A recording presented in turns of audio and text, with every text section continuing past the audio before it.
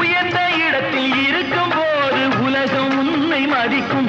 உன் நிலைமை கொஞ்சம் இறங்கி வந்தால் நிழலும் கூட விதிக்கும்.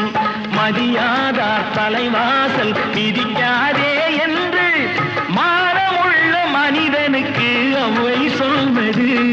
அது அவ்வை சொன்னது, அதில் அர்த்தம் உள்ளது. பரமசிவன் கழுத்தில் இருந்து பாம்பு கேட்டது, கருடா சௌக்கியம்